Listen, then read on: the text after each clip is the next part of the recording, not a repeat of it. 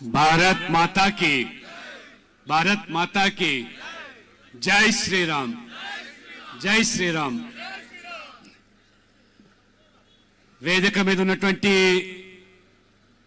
పెద్దలందరికీ పేరు పేరున వారికి అభినందనలు తెలియజేస్తూ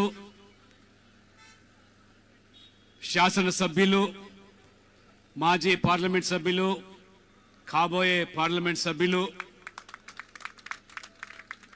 వివిధ మోర్చాల నాయకులు, హైదరాబాదు పరిసర ప్రాంతాల నుంచి విచ్చేసినటువంటి కార్యకర్తలందరూ కూడా పేరు పేరున వారికి నమస్కరిస్తూ, మీడియా మిత్రులు పెద్ద ఎత్తున తరలి వచ్చినటువంటి మరి సోదరులందరూ కూడా స్వాగతిస్తూ,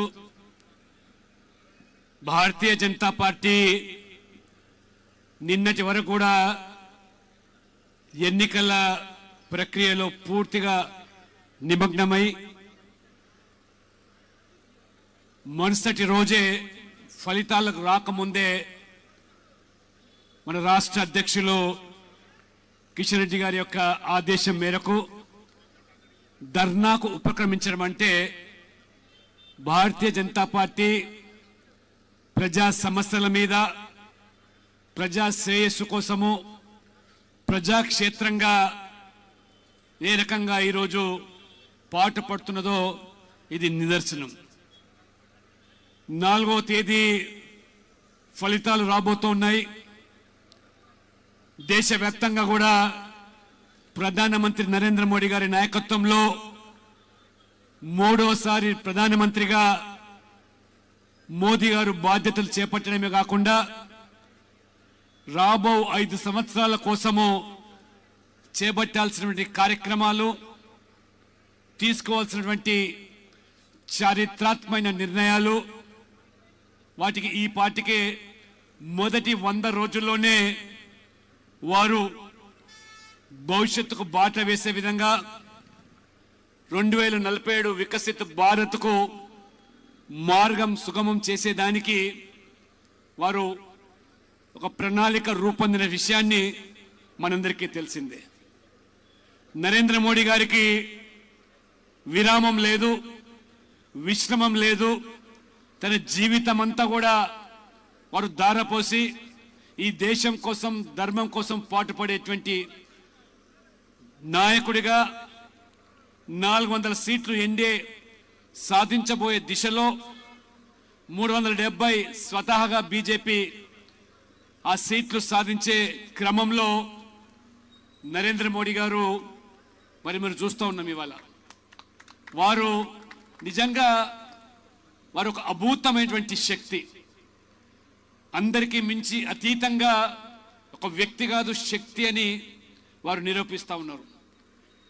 దాదాపు 6 మాసాలుగా వారు నిరంతరము వారు ప్రభుత్వ పరంగా, పార్టీ పరంగా ప్రజాక్షేత్రంలోకి వెళ్ళి 10 సంవత్సరాల్లో వాళ్ళు చేసినటువంటి అభివృద్ధి, పేదల సంక్షేమం కోసం పాటుపడినటువంటి మరి విధానాలు తెలియజేస్తూ ఏ రకమైనటువంటి వికసిత భారత్కు వాళ్ళ సంకల్పం పూనారో ఆ దిశలోనే మీ అందరి కార్యకర్తల యొక్క శ్రమ, పట్టుదల, కృషి మేరకు ఇది సఫలీకృతం కాబోతున్న సందర్భంలో నిన్ననే వారు నరేంద్ర మోడీ గారు ఈ ఎన్నికల ప్రచారం ఘట్టాన్ని ముగించుకొని దాదాపు 48 గంటలు ఇవాళ వారు మరి కన్యాకుమారిలో వారు ఏ రకంగా మెడిటేషన్కు ఉపక్రమించారో అది నిజంగా వారు దైవానుభూతుల యొక్క శక్తి అనే విషయాన్ని ఒక కారణ జన్ముడుగా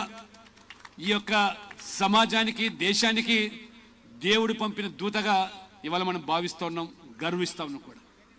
అయితే ఈ రాష్ట్రంలో కూడా భారతీయ జనతా పార్టీ చేసిన పోరాట ఫలితమే కానివ్వండి, నిరంతరం ప్రజల్లో ఉండి ఏ రకమా ప్రజా పోరాటాల ద్వారా ఆనాడు కేసీఆర్ ప్రభుత్వము ఒక నియంతగా, ఒక అవినీతిలో కూరుకుపోయి మొత్తం ఆ నల్లధనాన్ని సొమ్ముగా చేసుకొని తెలంగాణ ఆస్తులను, సంపదను కొల్లగొట్టి ఆ కుటుంబం ఏ రకంగా ఒక రాచరిక వ్యవస్థల జలగల పట్టి పీడించినటువంటి ఆ యొక్క ప్రభుత్వానికి స్వస్తి పలకాలని చెప్పి వారి యొక్క కుటుంబ పాలన, నియంతృత్వ పోకడలు, ఈ కుంభకోణాలు మొత్తం ఈ ప్రభుత్వ యంత్రాంగాన్ని కూడా చెప్పు చేతుల్లో పెట్టుకొని అధికారం శాశ్వతంగా పదిలపరుచుకోవడానికి చేసిన నిర్వాకం పట్ల ఆనాడు చేసిన బీజేపీ పోరాట ఫలితమే ప్రజలు మార్పు కోరుకున్నారు. ఆ మార్పు ఈ యొక్క తెలంగాణకు పట్టిన చీడను వదులుకోవాలని ఆ రకంగా కేసీఆర్ కుటుంబాన్ని, ఆ బీఆర్ఎస్ పార్టీని పూర్తిగా రాజకీయంగా సమాధి కడితే అదృష్టవశాత్తు లాభపడింది కాంగ్రెస్ పార్టీ. ఈ రాష్ట్ర ప్రజలకు కాంగ్రెస్ పట్ల నమ్మకం లేదు. కాంగ్రెస్ యొక్క పాలన గతంలో చవి చూశాము, అనుభవించాము. బీఆర్ఎస్ కు కాంగ్రెస్ కు తేడా లేదు.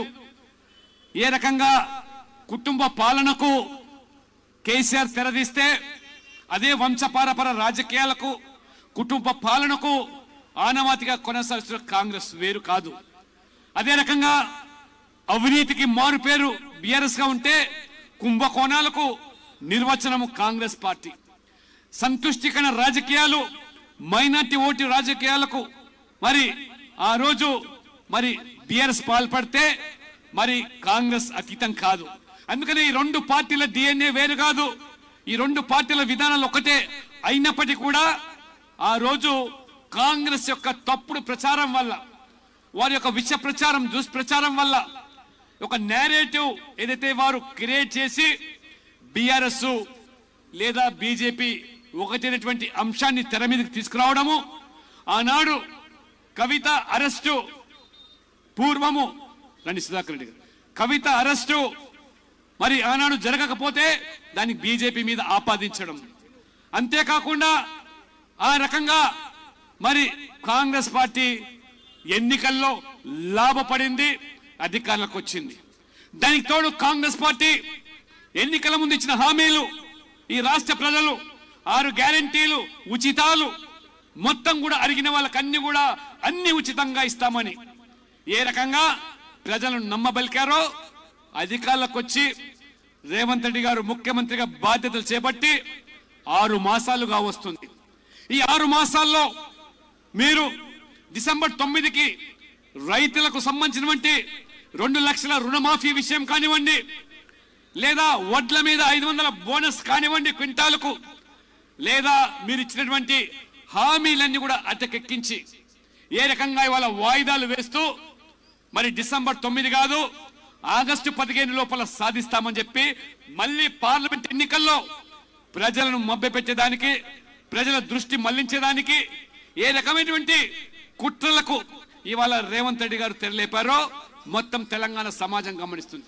పార్లమెంట్ ఎన్నికల్లో కాంగ్రెస్ పార్టీని గెలిపించి ఆ రకంగా కేంద్రంలో మరి రాహుల్ గాంధీ ప్రధానమంత్రి అయితే ఇవన్నీ కూడా అమలుకు దోహదపడుతుందని చెప్పి మోకాలకు బోడిగండుకు లెక్కబెట్టి ఏ రకమైనటువంటి మభ్యపెట్టేటువంటి దానికి తెరలేపారో రేవంత్ రెడ్డి గారు ఈ పార్లమెంట్ ఎన్నికల్లో ప్రజలు నిజ స్వరూపాన్ని గమనించి ఈ టిఆర్ఎస్ పంతాలోనే కాంగ్రెస్ ఇవాళ నడుచుకుంటూ పోతూ ఉన్నదని, ఇవాళ రైతులకు చేసిన మోసము దగానే కాదు, యువకులకు, నిరుద్యోగ భృతి విషయంలో కానివ్వండి, లేదా మహిళలకు మీరు ఏ రకంగా 2500 రూపాయలు, లేదా వృద్ధులకు 4000 పెన్షన్ అన్ని అటకెక్కించి కేవలం ఓట్ల కోసం ఆడిన నాటకాన్ని గమనించే ఈ యొక్క పార్లమెంట్ ఎన్నికల్లో చాలా స్పష్టంగా ప్రజలు తెలంగాణలో భారతీయ జనతా పార్టీ మాత్రమే, నరేంద్ర మోడీ గారి మాత్రమే ఇచ్చిన మాట నిలబెట్టుకునేటువంటి పార్టీ అని, మడమ తిప్పకుండా రాజీ పడకుండా ప్రజలకు జరిగే మేలు మాత్రమే ప్రస్తావించి ఏకైక పార్టీ బీజేపీ అని భావించి ఈ జరిగినటువంటి ఎన్నికల్లో తెలంగాణలో సైతము ఖచ్చితంగా అన్ని పార్టీల కంటే కూడా అత్యధిక సంఖ్యలో పార్లమెంట్ స్థానాలు గెలుస్తూ ఉన్నామంటే బీజేపీ పట్ల ఉన్న నమ్మకము, విశ్వాసము ఇది తెలంగాణ ప్రజలు కూడా ఇవాళ గమనించారు. అసెంబ్లీలో జరిగిన పోరాటాన్ని, అసెంబ్లీలో జరిగిన తప్పిదాన్ని ఇవాళ పార్లమెంట్ ఎన్నికల్లో తెలంగాణ సమాజం చేయకుండా ఇవాళ ఏకపక్షంగా మోదీ గారి పట్ల ఉన్న నమ్మకంతో మోదీ గారి యొక్క ప్రపంచానికి అనుగుణంగా తెలంగాణ ప్రజలు కూడా ఇవాళ స్పందించి రేపు 4వ తేదీ ఆ ఫలితాలు రాబోతున్నాయి. అయితే ఈ సందర్భంగా రేవంత్ రెడ్డి గారు మీరు ఇచ్చిన మాటలు నిలబెట్టుకోకుండా ప్రజల దృష్టి మళ్లించడానికి ఏ రకంగా కేసీఆర్ యొక్క అవినీతిని పదే ఎన్నికల ముందు ప్రస్తావించారు. వారి కాళేశ్వరం ప్రాజెక్టులో జరిగినటువంటి 1,00,000 కోట్ల అవినీతి అన్నారు. దోచుకున్నటువంటి సొమ్మునన్ని కూడా కక్కిస్తామన్నారు రేవంత్ రెడ్డి గారు. ప్రజలకు ఆ సొమ్మును పంచి పెడతామని చెప్పారు.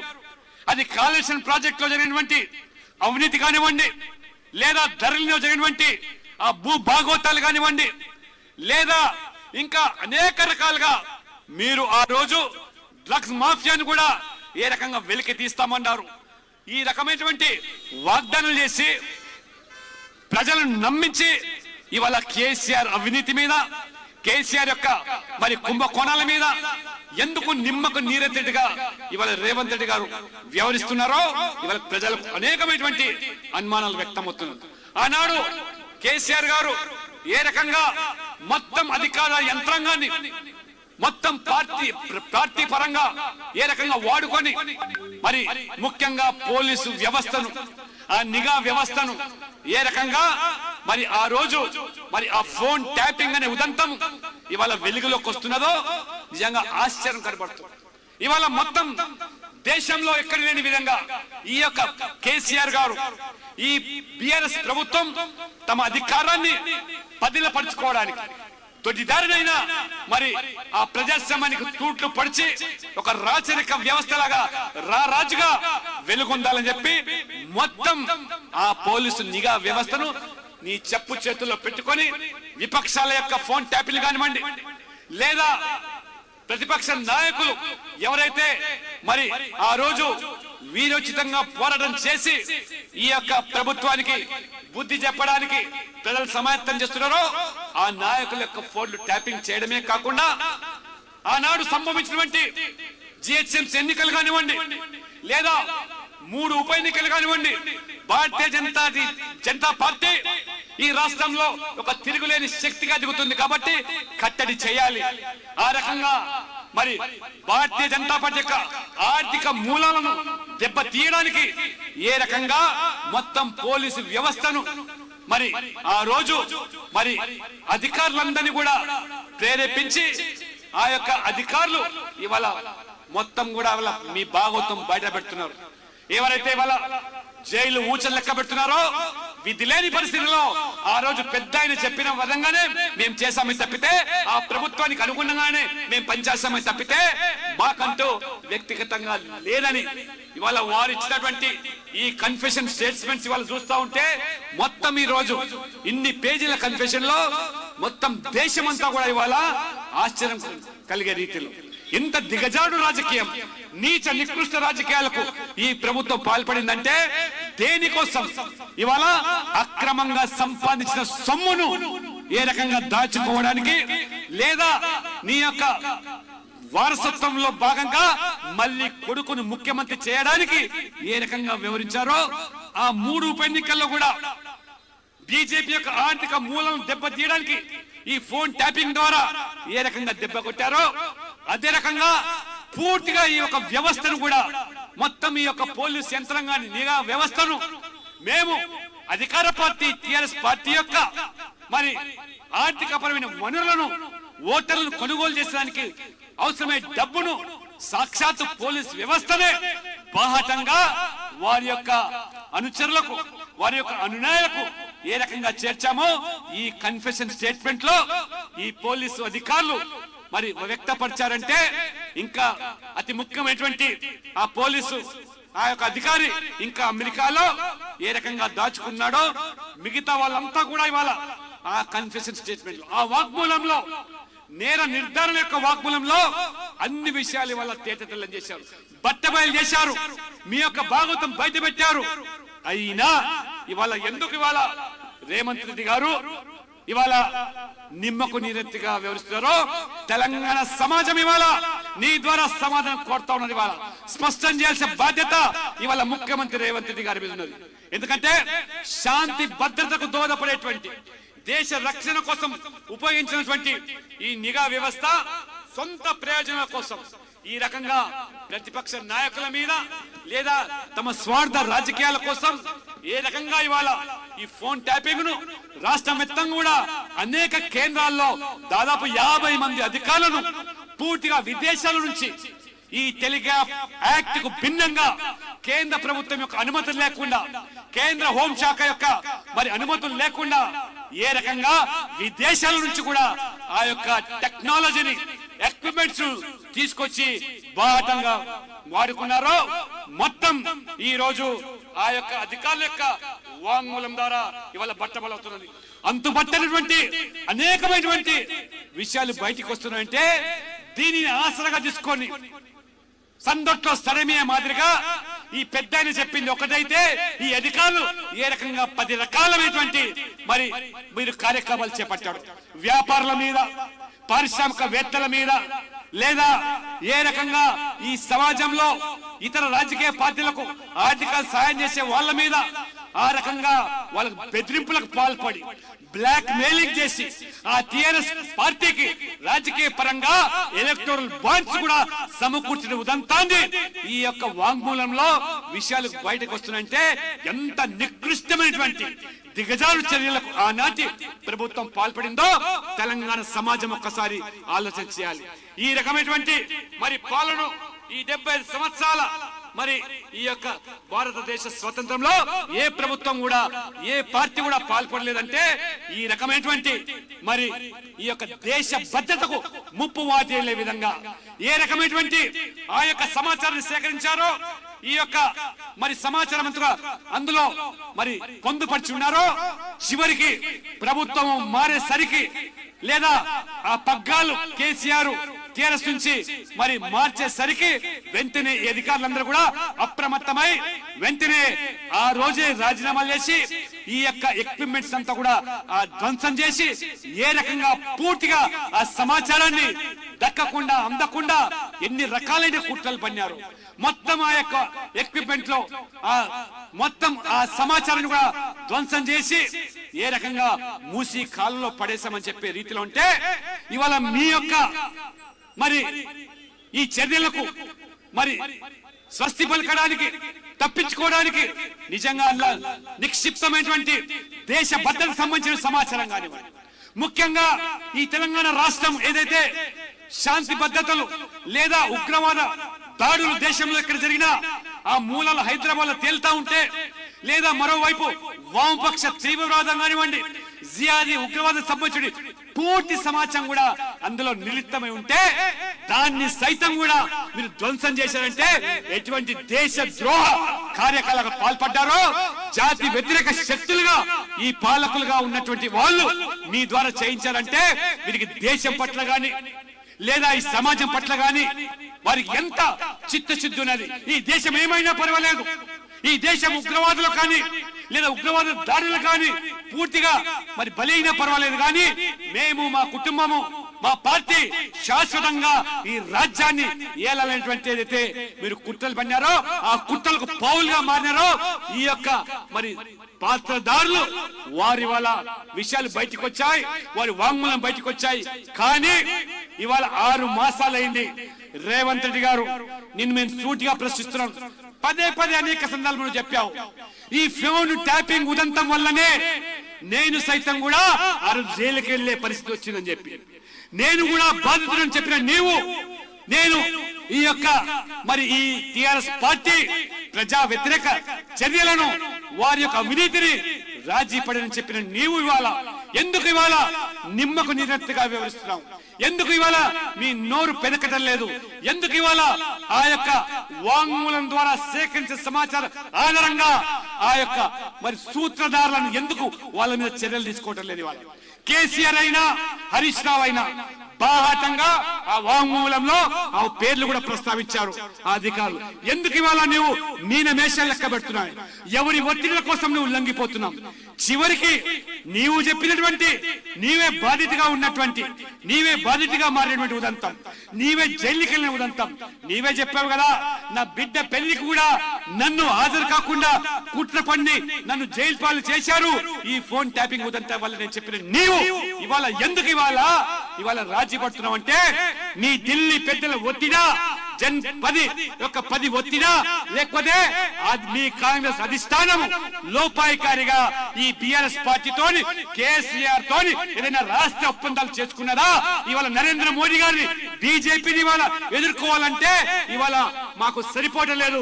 ఈ యొక్క విపక్ష కూటముల పేరు మీద అవినీతి పార్టీలు, కుటుంబ పార్టీలు, వంశపారపద రాజకీయాలు అన్ని పార్టీలు ఏకమైనా ప్రజలు ఇంకా నరేంద్ర మోడీ వైపే మొగ్గు చూపుతున్నారు. కాబట్టి మీరు సైతం మాతో కలవాలి లేదా మేము సైతం మీతో వస్తామని కేసీఆర్ కు వంత పాడుతున్నారా? అనేకమైనటువంటి అనుమానాలు వ్యక్తమవుతున్నాయి. రేవంత్ రెడ్డి గారు నిజంగా మీకేమాత్రం పౌరుషం ఉన్నా ఇవాళ తెలంగాణకు జరిగినటువంటి ఇవాళ ఏదైతే అన్యాయం కానివ్వండి మొత్తం తెలంగాణలో ఒక రాజరిక వ్యవస్థకు తెరలేపినటువంటి కేసీఆర్ పట్ల నీకు నిజంగా ప్రజాస్వామికంగా న్యాయపరంగా చర్యలు తీసుకోవాలని చిత్తశుద్ధి ఉన్నట్టయితే వెంటనే ఈ ఫోన్ ట్యాపింగ్ లో బయటకు వచ్చిన పేర్ల మీద ఎందుకు విచారణ జరపరు? ఎందుకు చర్యలు చేపట్టారు? ఆ సూత్రధారులు ఎవరో బయటికి వచ్చింది కాబట్టి ఆ సూత్రధారుల మీద చర్యలు తీసుకోవాల్సిందే భారతీయ జనతా పార్టీ డిమాండ్ తప్పితే ఇతరత్ర కాదు. మీరు రేవంత్ రెడ్డి గారు కేవలం కుర్చీ కోసము ఇవాళ మీ యొక్క హైకమాండ్ ఒత్తిడికి లొంగిపోతారా? తెలంగాణ సమాజానికి మీరు జవాబు చెప్తారా? లేకపోతే ఈ ఫోన్ ట్యాపింగ్ ద్వారా వెలికి వచ్చేటువంటి అన్ని అంశాలను ప్రజల నుంచి దృష్టి మళ్చేదానికి ఇవాళ మీరు రాజముద్ర విషయమే కానివ్వండి తెలంగాణ రాష్ట్ర గీత విషయంలో అనేకమైనటువంటి మరి ఈ రకంగా ప్రజలు తప్పుదో విట్టే విధంగా తెర మీదకి తీసుకొస్తాను. ఖచ్చితంగా భారతీయ జనతా పార్టీ ఈ ఫోన్ ట్యాపింగ్ విషయంలో రాజీ పడే ప్రసక్తి లేదు, మడమ తిప్పదు. దానికి సూత్రాలు ఎవరైనా వారి బాధ్యులు ఎవరైనా వారికి కఠినమైన శిక్ష పడే వరకు రాజకీయ పోరాటం తెరలేపడానికే ఇవాళ భారతీయ జనతా పార్టీ తెలంగాణలో రాష్ట్ర రాజధాని హైదరాబాద్ లో ఈ ఉద్యమానికి ఇవాళ శంకారావాన్ని పూరిస్తున్నాం. ఈ ఉద్యమాన్ని పల్లె పల్లెకు ఈ రకంగా మొత్తం తెలంగాణ వ్యాప్తంగా ఉద్యమాన్ని తీవ్రతరం చేసి ఒకవైపు రాజకీయ పరమైన పోరాటంతో పాటు ప్రజా పోరాటంతో పాటు అవసరమైతే ఖచ్చితంగా న్యాయపరమైన పోరాటాన్ని కూడా అనేక మంది మేధావులు విద్యావంతులు ముందుకు వస్తున్నారు. కాబట్టి ఖచ్చితంగా రేవంత్ రెడ్డి గారు తాడో పేడో తేల్చుకోవాల్సిన సమయం ఆసన్నమైంది. ఈ యొక్క తెలంగాణకు పట్టిన చీడను తెలంగాణ ప్రజాస్వామ్యాన్ని కాపాడుకోవాలంటే భవిష్యత్తులో ఏ పార్టీ ఏ నాయకుడు ఈ రకంగా అధికార యంత్రాంగాన్ని చెప్పు చేతుల్లో పెట్టుకొని ప్రజాస్వామ్యాన్ని అపహాస్యం చేసే దానికి మరి ఏమాత్రం కూడా సహించని విధంగా తెలంగాణ సమాజంతో కలిసి నడవాల్సిందిగా నేను ఇవాళ పిలుపునిస్తున్నాను రేవంత్ రెడ్డి గారు. లేనట్లయితే తప్పకుండా మీరు సైతం కూడా మీ పార్టీ సైతం కూడా రాజకీయ మూల్యం చెల్లించుకునే రోజులు వస్తుందని చెప్పి కూడా నేను హెచ్చరిస్తా ఉన్నాను. 5 సంవత్సరాలు ఈ రకంగా వాయిదాల పేరు మీద ప్రజలకు ఇచ్చిన హామీలను వాగ్దానాలను ఆ రకంగా విస్మరించి ఈ రకమైనటువంటి మరి కుట్రపూరితమైనటువంటి రాజకీయాలు నడుపుతామంటే భారతీయ జనతా పార్టీ భవిష్యత్తులో ఈ తెలంగాణలో ఒక ప్రత్యామ్నాయ రాజకీయ శక్తిగా ఎదగబోతున్నాం.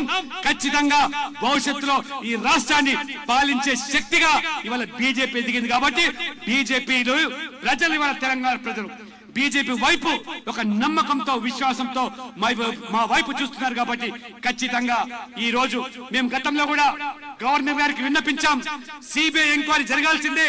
లేనట్లయితే ఇవాళ కాంగ్రెస్ టిఆర్ఎస్ దోబూచులాడుతున్నాయి, ఒకరి ఒకరు దొంగాట ఆడుతున్నారు, ఆ రకంగా మభ్యపెట్టి కప్పిపుచ్చేటువంటి కుట్రలు తెరదీస్తున్నారు. కాబట్టి సిబిఐ జోక్యం చేసుకోవాలని చెప్పి పిలుపునిచ్చాం. రేవంత్ రెడ్డి గారు మీరు కనుక ఆ చర్యలు ఉపక్రమించకపోతే తెలంగాణ సమాజం మిమ్మల్ని చరిత్రహీనులుగానే చూస్తుంది తప్పితే చరిత్రలో ఇంత పెద్ద తప్పిదాన్ని చేసేటువంటి ముఖ్యమంత్రిగా నువ్వు నిలబడకుండా ఉండాలంటే నువ్వు వెంటనే సిబిఐ ఎంక్వైరీకి దర్యాప్తు చేయండి. ఆ ఎవరైతే ఆ సూత్రధారుల పేర్లు వాంగ్మూలంలో బయటకు వచ్చాయో వాళ్ళ మీద చట్టపరమైన చర్యలు తీసుకోవాల్సిందిగా నేను డిమాండ్ చేస్తున్నాను. ఎంతగా దిగజారారు మా యొక్క జాతీయ నాయకుడు బిఎల్ సంతోష్ గారు.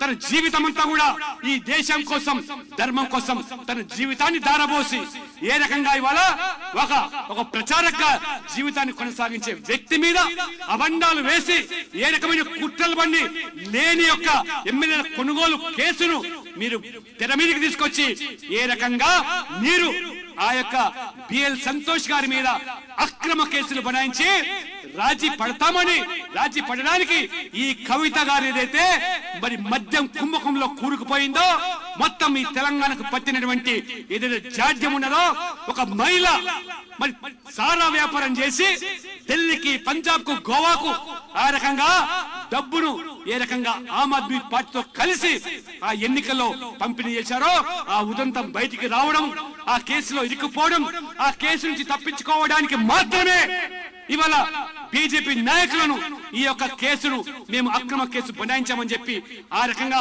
అధికారులు ఆ వాంగ్మూలంలో బహిర్గతం చేశారంటే ఎంత దిగజారు చర్యలకు కేసీఆర్ గారు మీ పార్టీ పాల్పడ్డదో ఇవాళ స్పష్టమవుతున్నారు. ఆయన తెలంగాణ సమాజంలో అనేకమైన అనుమానాలు వ్యక్తమైనాయి. బీజేపీ ఆ యొక్క అధికార పార్టీ ఎమ్మెల్యేను కొనుగోలు చేయడానికి జరిగినటువంటి ఉదంతం అనేటువంటి ఒక భావన కల్పించే ప్రయత్నం చేశారో, అదృష్టవశాత్తు ఆనాడు నిజంగా భగవంతుడు ధర్మం వైపు ఉన్నారు కాబట్టి ధర్మం వైపు పనిచేసే బీజేపీ జాతీయ నాయకులను ఏ రకంగా ఆదుకున్నాడు. లేనట్లయితే మీరు అరెస్టు పేరు మీద వాంగ్మూలంలో అధికారి చెప్తాడు, ఆ అరెస్టు పేరు మీద ఆ సంతోష్ జీ బీజేపీ అరెస్టు పేరు మీద కవిత యొక్క ఆ కుంభకోణాన్ని రాజీ పడడానికి ఉపయోగించారని చెప్పి బాటంగా వ్యక్తపరిచారంటే ఎంత దిగజారుడు, నికృష్టమైనటువంటి రాజకీయాలకు ఈ పార్టీ బీఆర్ఎస్ పాల్పడ్డదో ఆ పార్టీని ఉపేక్షించేది లేదు. తెలంగాణ సమాజం అంతా కూడా తిరగబడాల్సిన అవసరం ఉంది. ఇప్పటికే అది ఈ పార్టీ ఈ సమాజంలో ప్రజాస్వామికంగా ప్రజలు కనుమరుగు చేశారు. కానీ ఆ పార్టీని, ఆ నాయకులను కాపాడే ప్రయత్నం రేవంత్ రెడ్డి గారు ఏమాత్రం చేసినా నీకు సైతం కూడా ఆ గతి తప్పదని హెచ్చరించడానికే ఇవాళ ఈ ధర్నాకు ఉపక్రమించింది భారతీయ జనతా పార్టీ. ఈ యొక్క మరి ఉద్యమానికి తెరలేపింది భారతీయ జనతా పార్టీ. ఇవాళ రాష్ట్ర అధ్యక్షులు కిషన్ రెడ్డి గారు చాలా స్పష్టంగా ఫలితాలు 4వ తేదీ వస్తున్నప్పటికీ, కేంద్రంలో మళ్ళొకసారి మనం 3వసారి అధికారంలో వస్తున్నప్పటికీ ప్రజాక్షేత్రంలో ప్రజా పోరాటానికి సమాయత్తం కావాలని చెప్పి ఇచ్చిన పిలుపు మేరకే ఇది నాంది మాత్రమే, శ్రీకారం మాత్రమే. మండలాల వారీగా, గ్రామాల వారీగా, జిల్లాల వారీగా ఉద్యమాన్ని తీవ్రతరం చేస్తాం. తాడో ట్రేడో తేల్చుకుంటాం.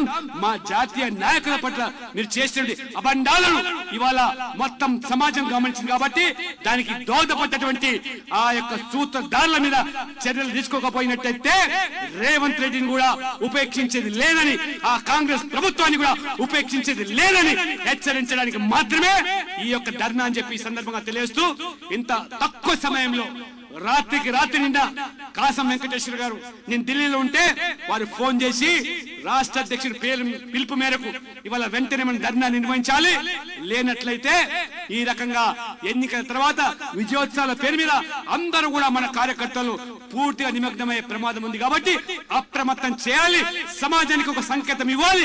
భారతీయ జనతా పార్టీ ఈ ఫోన్ ట్యాపింగ్ కేవలం టీవీ సీరియల్ గా మాత్రం కాదు, ఖచ్చితంగా చర్యలకు ఉపక్రమించాలని చెప్పి వారు చెప్పినప్పుడు మరి నిన్న సాయంత్రం ఇచ్చిన పిలుపు మేరకు ఇంత వేల సంఖ్యలో పెద్ద ఎత్తున తరలి వచ్చినటువంటి కార్యకర్తలు అందరూ కూడా నేను శిరస్సు వంచి నమస్కరిస్తూ, ఈ పోరాటం ఇంతటితో ఆగదు, దానికి తుది మరి పలుకు పలికేదాకా, న్యాయం జరిగే వరకు ఏ రకంగా భారతీయ జనతా పార్టీ నాయకులను పార్టీని అప్రతిష్ట పాలు చేయడానికి పూనుకున్నటువంటి కుట్రలు పడినటువంటి కేసీఆర్ ను, బీఆర్ఎస్ ను మరి ఏ మాత్రం కూడా ఉపేక్షించకుండా ఈ రకమైన ప్రజా పోరాటానికి సమాయత్తం కావాల్సిన ఎందరూ కూడా పిలుపునిస్తూ ఇంత పెద్ద సంఖ్యలో పాల్గొన్నటువంటి రాష్ట్ర నాయకత్వానికి పెద్ద ఎత్తున వచ్చినటువంటి మీ అందరూ కూడా హృదయపూర్వకంగా ధన్యవాదాలు చెప్తూ శిరస్సు వంచి నమస్కరిస్తూ సెలవు తీసుకుంటా ఉన్నాను.